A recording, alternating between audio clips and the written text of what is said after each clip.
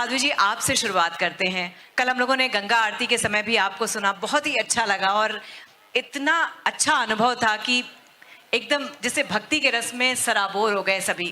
California से ऋषिकेश तक की journey as a young spiritual seeker and now Rishikesh से एक globe trotting spiritual guru. What does women empowerment mean to you? Beautiful, thank you so much. सबसे पहले women को empower करने का कोई आवश्यकता नहीं है, तो पहले से empowered है। भाई केवल उनको जहाँ तक सहयोग हो सकते हैं कि वो स्वयं की शक्ति को पहचान लें। We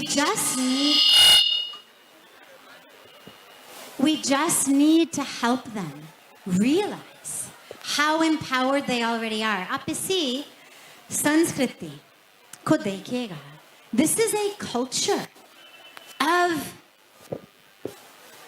worship of women, reverence of women. अभी भी नवरात्रि खत्म हो गया, 9 दिन के लिए लगातार हम अपनी mother goddess, divine mother का पूजा किया।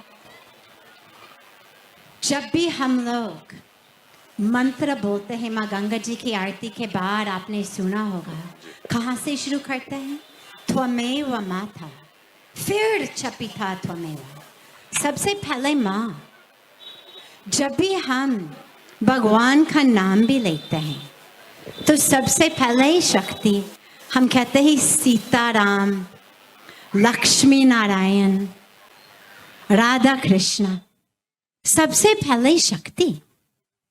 जब आप पूरी सृष्टि को देखिएगा, इंग्लिश में we don't have male or female words, but in Hindi the words themselves are male or female. ये पूरा सृष्टि feminine है, शब्द भी feminine है, सृष्टि feminine, प्रकृति feminine, धरती feminine, जो शक्ति जिससे सृष्टि होती है, that energy through which the creation is created, that energy through which nature is created, शक्ति वो भी feminine है।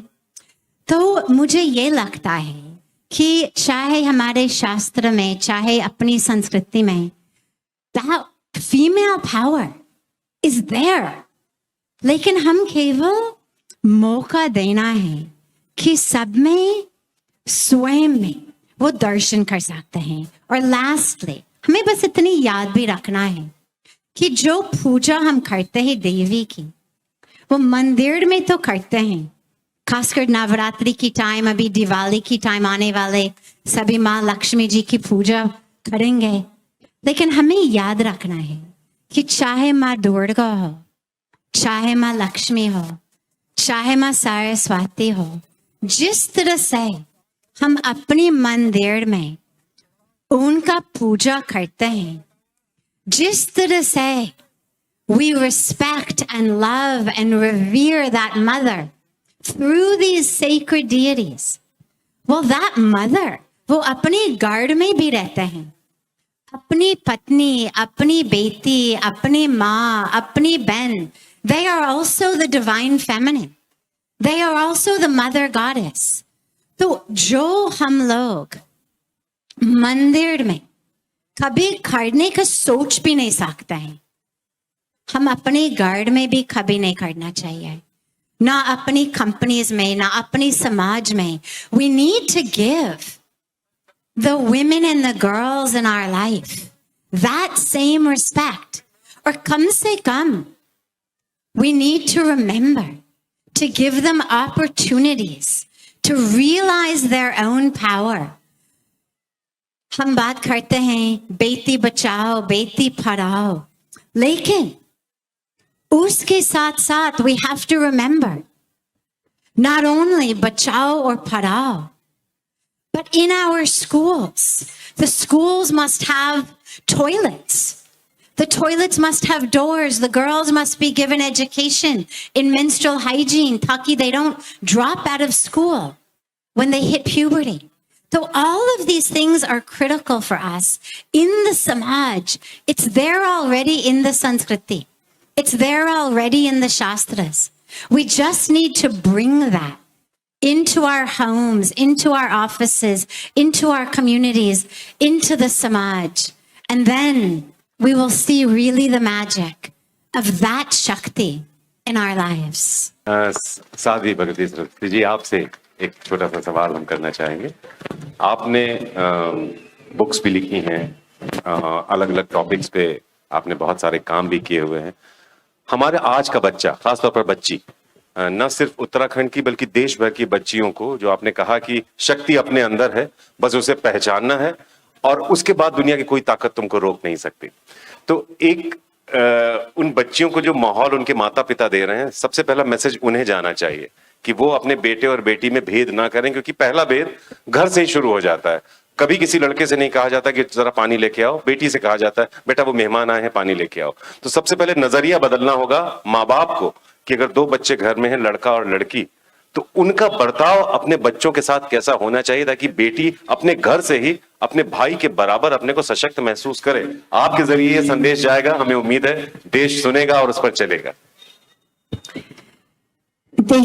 देखिए, जब भी कोई बेटी हो गर्भ में, तो वो सचमुच माँ लक्ष्मी अपने घर में आके हमको दर्शन दे रहे हैं। So the birth of a child is always a blessing. The birth of a girl is the arrival of Ma Lakshmi into our home. So this is something सबसे पहली चीज कि हमें इसको celebrate करना चाहिए. Now I understand, खासकर जो लोग जिनके पास ज्यादा पैसा ना हो, कि उनके मन में वो जो स्ट्रेस आते हैं कि फिर जितना भी पैसा हम लगाएंगे वो तो फिर किसी और की घर जाएंगे, या मतलब लोग ऐसे ही सोचते हैं। और जिनके पास पैसा नहीं, तो मैं समझ भी सकती हूँ कि how they must be worried. शादी भी अपनी ऊपर है, उसकी जिम्मेदारी भी अपनी ऊपर है, जहाँ डाउरी होता है वो भी अपनी ऊपर है। तो आई थिंक नंबर 1 सबसे पहले चीज कि ये डाउरी वाली खत्म होना चाहिए एकदम 100%। फिर वो रिस्पॉन्सिबिलिटी, वो स्ट्रेस दूर हो जाए। दूसरी चीज, परम पूज्य स्वामी जी ने एक इतना सुंदर योजना शुरू किया और प्रेरणा दिया कि जब भी, और ये शुरू भी हुआ यहाँ पे उत्तराखंड में, लेकिन पूरा देश में नहीं बल्कि पूरा विश्व में दिस शुड बी स्टार्टेड, कि जब भी एक बेटी की बर्थ हो, that family receives sapling of trees, but sapling of very special fruit-giving trees that are actually the expensive type. Kiwi ho, akrod ho. They plant that tree when she is born. लेकिन पेड़ बेटी के नाम में हो, ताकि by chance अगर उनकी टेम्पटेशन हो कि उसकी शादी कराओ, वो तो फिर पेड़ उनके साथ चले जाए। फिर when she gets to be the age of school going, उसी पेड़ से जो भी पैसा आ रहा है उसकी फल से is used to send that girl to school. और फिर जब तक उनकी शादी की टाइम, अगर वो सचमुच याद रखें कि शादी से पहले शिक्षा, वो अपनी स्टेट और अपनी देश की मंत्र होना चाहिए कि शिक्षा से पहले, शादी से पहले शिक्षा, education before marriage. And if they let her go through that whole education, फिर जितना फल आएगा उनकी सारी शादी उसमें से पे हो जाएगा. So they will not have anything to worry about. Plus, along with it, the mountains will get reforested, the trees will be planted. So that is one very beautiful yojana that Param Puja Swamiji has given this inspiration for. But lastly, मैं बस ये भी कहना चाह रही थी कि हमें याद रखना है कि equal does not mean same. जब हम कहते हैं कि भेदभाव मत करो, they are equal. तो हमें याद भी रखना है कि इसका मतलब नहीं है that we should turn our daughters into sons, or that as our girls grow up, they should hold in their mind this idea of, oh, I can be just like a man. The point of being a woman is not to be just like a man. The point of being a girl is not to be just like a boy. तो हमें ये भी याद रखना है, equal है, but not same. And in the same way that God loves diversity in fruits, in flowers, in humans. So we should give our girls the beautiful opportunity to be girls, but to remember they are equal. ये बात आपने बहुत ही अच्छी कही और आपके द्वारा ये बात आ रही है तो आई एम श्योर लोगों को ज्यादा समझ में आएगी, क्योंकि जब हम आपका इस बात का स्वागत करें अपनी तालियों की ध्वनि से। बहुत बड़ी बात उन्होंने कही है। जब हम विकास की बात करते हैं तो we don't need to be gender specific. यहाँ बात लड़की और लड़के की नहीं हो रही है, बात यह है कि पढ़ेगा इंडिया तो बढ़ेगा इंडिया, ये सब पर लागू होता है। मैम आपसे ही दूसरा सवाल है कि जब आप पहली बार इंडिया आई थी, साध्वी जी आपसे ही है, जब आप पहली बार, क्योंकि इस कंटिन्यूएशन में चल रहा है, जब आप पहली बार इंडिया आई थी तो you meet a lot of women across geographies, तो यहाँ भारत में खास करके किस तरह के चेंजेस आपको देखने को मिल रहे हैं? What are the changes that you see now, पहले और अब में? क्योंकि हम इस बारे में बात करें तो मैं चाहती हूँ कि आप अपना अनुभव भी बताइए कि तब और आज में क्या फर्क आपको नजर आ रहा है। मेरी भगवान की कृपा से, माँ गंगा की कृपा से, परम पूज्य स्वामी चिदानंद सरस्वती जी महाराज की कृपा से मेरी अब 27 वर्ष हो गया भारत में रहकर, माँ गंगा के किनारे रहकर, और अब लगता है कि केवल मैं भारत में नहीं बल्कि भारत मुझ में रहता है।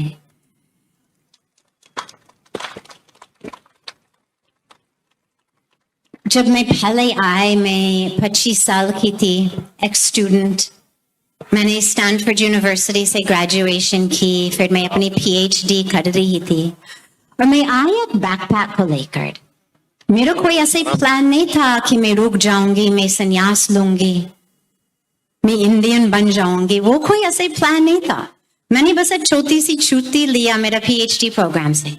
लेकिन ये सचमुच माँ की शक्ति है, माँ गंगा ने मेरे दिल को ऐसे खींच लिया कि अंदर से अनुभव हुआ कि दिस इज माई होम।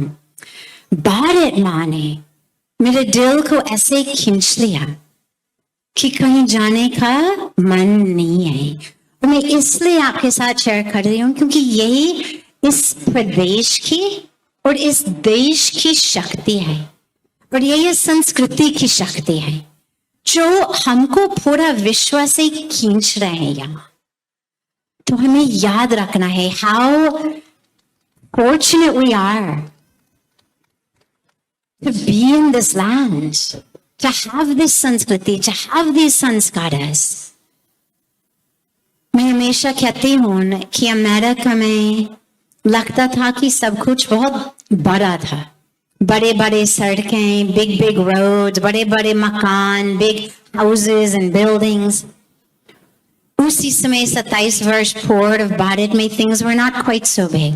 लेकिन मैं हमेशा कहती हूँ कि भारत में फिर आकर मैंने ये देखा, ये सीखा, ये अनुभव किया कि बड़ा होना कोई आवश्यकता नहीं है, बल्कि बढ़िया होना चाहिए। और यहाँ की संस्कृति, यहाँ की संस्कार, यहाँ की समाज, यही सचमुच बढ़िया है।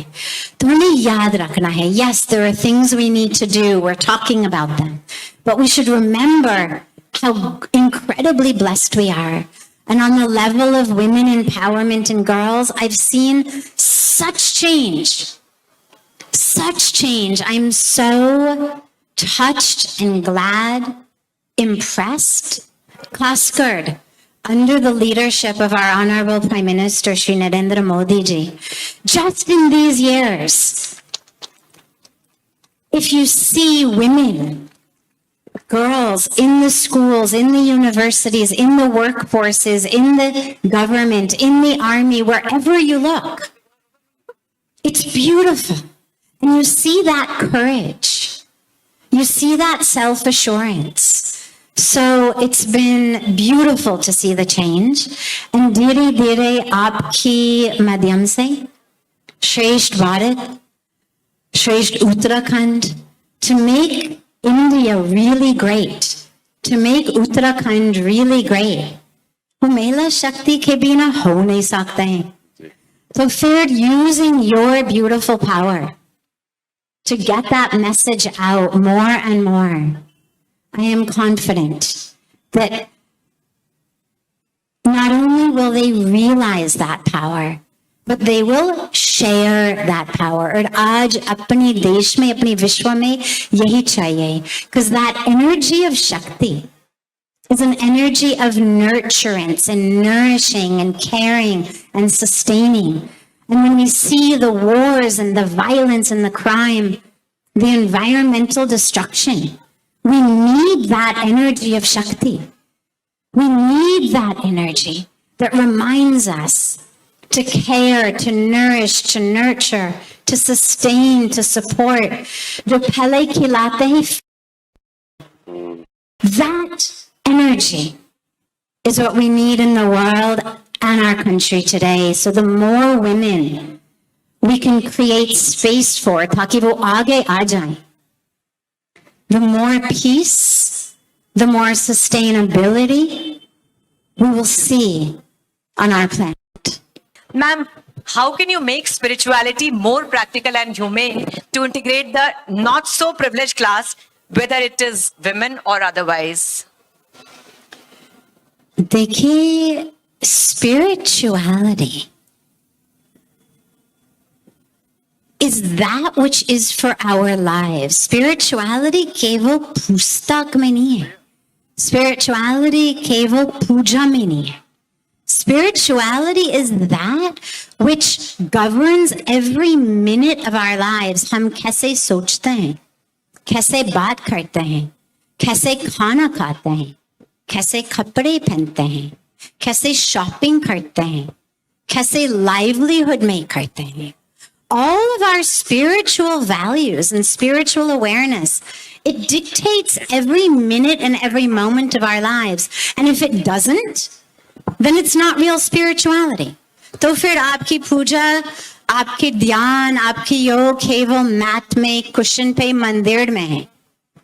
अगर आपका अध्यात्म था, सच है, तो केवल मंत्र में नहीं, केवल पूजा में नहीं, केवल पुस्तक में नहीं, केवल मंदिर में नहीं, वो आपके जीवन में है. How you speak, how you treat other people, the choices you make. तो आज जब हम younger generations के साथ और हम देखते हैं रोज माँ गंगा जी की आरती में, जो आरती के बाद सत्संग हो, हमारे योग क्लासेस में, हमारे मेडिटेशन क्लासेस में, हमारे स्पिरिचुअल रिट्रीट्स में, so many youngsters are coming. बस परसों मुझे मौका मिला कि उत्तरांचल यूनिवर्सिटी में सारे बच्चों के साथ 2 घंटे स्पेंड करने की अवसर मिला मुझको. Children want spirituality, but what they want is real spirituality.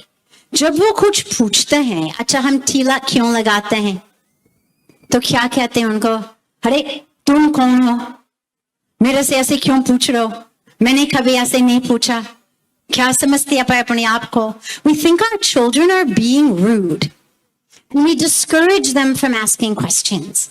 But this generation is very different. हम चीजों को इसी तरह से एक्सप्लेन नहीं कर सकते हैं कि बस करो. क्यों? क्योंकि मैंने कहा बस करो. Well, they're not going to take that. But the beautiful thing is, all of the things we do, they have reasons. They have beautiful scientific reasons, beautiful deep reasons. चाहे तिलक हो, चाहे अपने मंत्र हो, चाहे अपने यज्ञ हो, चाहे ध्यान हो, चाहे जो भी है. All of these things have very powerful reasons. Youth give us the challenge and the opportunity कि पहले हमें सीखना है. We get insulted when our children ask us things only जब हमें answer कुछ पता ही नहीं है. तो थोड़ा सा संकोच से we yell at our children. If we know the answer, तो हम बड़ी प्रेम से उनको समझा देते हैं. तो यदि बच्चे ऐसे प्रश्न पूछने लगेंगे अपनी अध्यात्मता के बारे में, अपनी संस्कृति, अपने संस्कार, अपनी पूजा के बारे में, अपने धर्म के बारे में, तो don't feel badly. Don't make them feel badly for asking questions. It's wonderful. अगर आपको पता नहीं, कोई बात नहीं, आप सीख लीजिएगा, बहुत अच्छा. But what I've seen with youth is the minute you explain something to them, they say, oh, मैं आपको बस एक ही एग्जाम्पल दूंगी, समय की मर्यादा से एक ही एग्जाम्पल दूंगी. वेजिटेरियनिज्म. जब हम अपने बच्चों से बात करते हैं वेजिटेरियनिज्म के बारे में, तो टिपिकली हम कहते हैं कि देखो हम शाकाहार हैं क्योंकि we believe that animals are our sisters and brothers. ऐसे कहते हैं.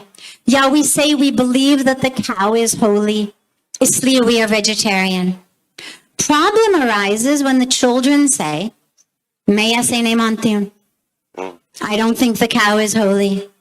I don't think animals are our sisters and brothers, so why can't I eat them? Then we get very insulted. क्या रे? तमीज से बात करो. Right? We get very upset. Yes. लेकिन अगर हम थोड़ा सा सीख लें, what we will learn is that actually vegetarianism is not just for the animals. Vegetarianism is for the planet. The meat industry is the single greatest contributor to climate change. Yes. The meat industry is one of the main reasons that we have world hunger. तो आप अपने बच्चों से, rather than slapping them because they don't think the cow is holy, इनसे ये पूछो, do you care about starving children?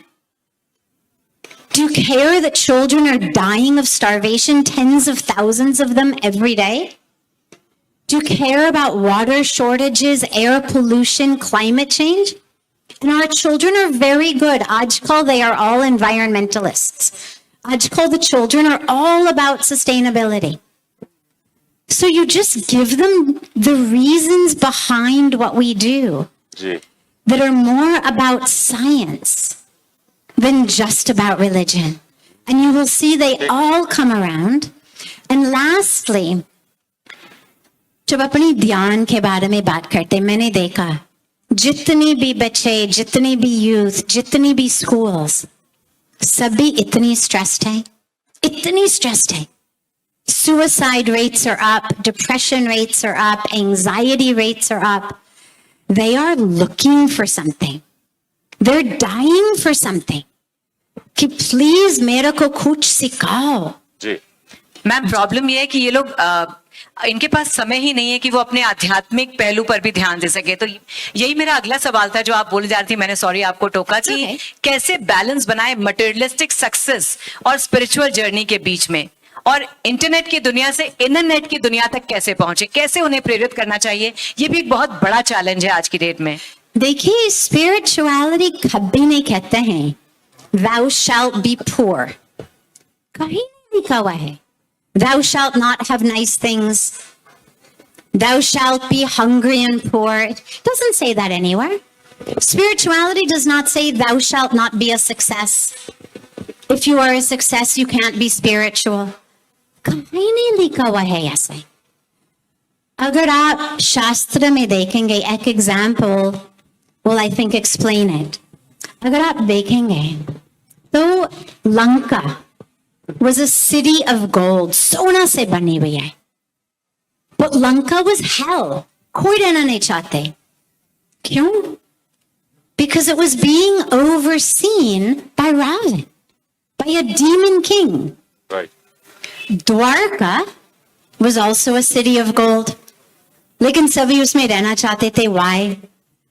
Because it was being overseen by Bhagwan Krishna. The gold was not the problem. They were both cities of gold. What made one hell and one heaven was who is in charge. तो हमें यही याद रखना है कि it's not about material success or not material success. अगर आपका धर्म करते हुए sincerely, honestly, पैसा आ जाते, बहुत बढ़िया। समझ लीजिएगा कि God has made you a trustee.